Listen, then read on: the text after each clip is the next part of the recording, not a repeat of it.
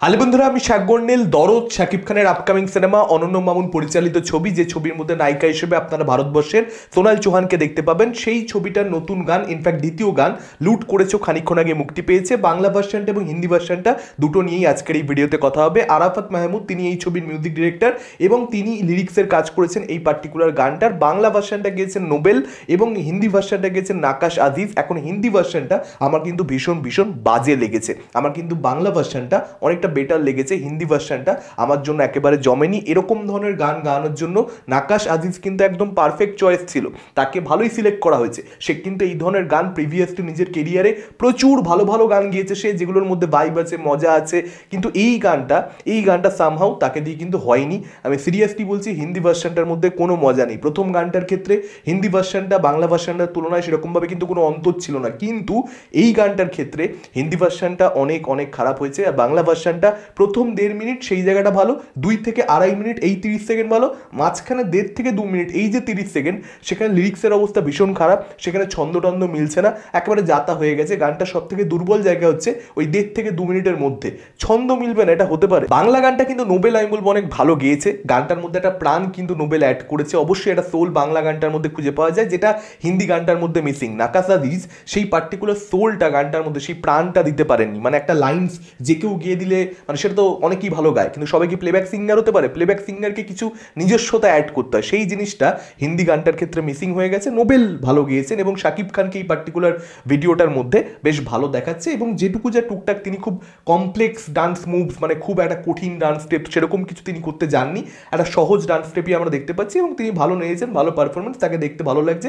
সোনাল চৌহানকে এই গানটার মধ্যে আমরা জাস্ট কয়েকটা দৃশ্য দেখতে পাচ্ছি, সেভাবে তাকে কিছু করতে দেখা যাচ্ছে না। দেখুন, এটা কোনো এক্সট্রাঅর্ডিনারি গান হয়নি যে 10 বছর বাদেও মানুষ এই গানটা শুনবে ফিরে এসে, সেরকম ব্যাপার একেবারেই নয়। তবে লুট করেছো এই যে পার্টিকুলার জায়গাটা, সেই জায়গাটা কিন্তু সেটার মধ্যে একটা মজা আছে। সেই জায়গাটা কিন্তু এমনই হয়েছে যেটা কিন্তু ভাইরাল হতে পারে, যে পাবলিক কিন্তু এই সময়টা আগামী 1-2 মাসে প্রচুর প্রচুর সোশ্যাল মিডিয়াতে শুনলো, রিলস হলো। যেহেতু শাকিব খানের মতো একটা সুপারস্টার রয়েছে, বাংলাদেশের একটা গান, বাংলাদেশের মানুষজন কিন্তু সেটা অবশ্যই করতে পারে, সেই জিনিসটা আমরা দেখতে পেতে পারি। তবে উড়াধুরা কিংবা তার সঙ্গে সঙ্গে তুফানের একটা গান ছিল দুষ্টু কোকিল, সেই গানগুলো যত বেশি ভালো ছিল, যত বেশি সেটার মধ্যে মজা ছিল, যত বেশি সেটার মধ্যে ক্যাচি ভাইবস ছিল, সেইটা কিন্তু এই গানটার মধ্যে নেই। মানে ওই গানগুলোর ধারে কাছে কিন্তু এই গানটা কখনোই হয়নি, একেবারেই হয়নি।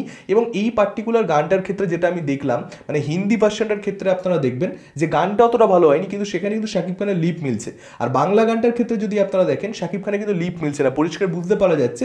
যেখানে কিন্তু হিন্দি গানটাকে মাথায় রেখে বা হিন্দি ভার্সনটা আসবে, পাবলিক দেখবে, সেটাকে মাথায় রেখে কোথাও একটা গানটাকে শ্যুট করা হয়েছে।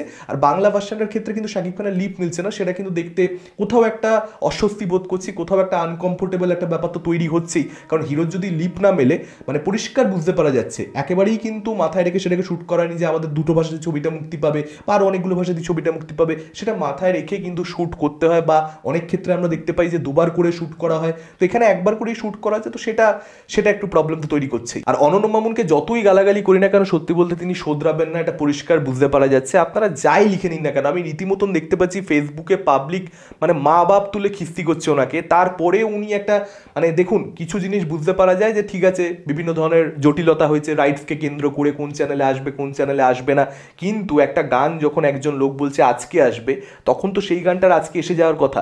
গতকাল অ্যানাউন্সমেন্ট করেছে, গতকাল আসেনি, আজকে আসছে গান, একদিন পরে আসছে। একটা লোক ভুলবশত 1বার কমিটমেন্ট ফেল করে, 2বার করে, 3বার করে, যখন সে 10বার করছে, 15বার করছে, তখন পরিষ্কার বুঝতে হবে যে লোকটার মধ্যেই ইটসেলফ ঘোটালা আছে, লোকটার মধ্যেই সমস্যা আছে, আদারওয়াইজ এটা হতে পারে না। এবং এটা কোথাও একটা কিছুই না, ফ্যান বেসকে, এই যে একটা সুপারস্টার, তার একটা হিউজ ফ্যান বেস রয়েছে বাংলাদেশে, তাদেরকে ক্যাশ ইন করা, তাদেরকে টেকেন ফর গ্রান্টেড নেওয়া, যে ভাই এদেরকে তো যা দেখাবো ট্রেলার না আনলেও চলবে।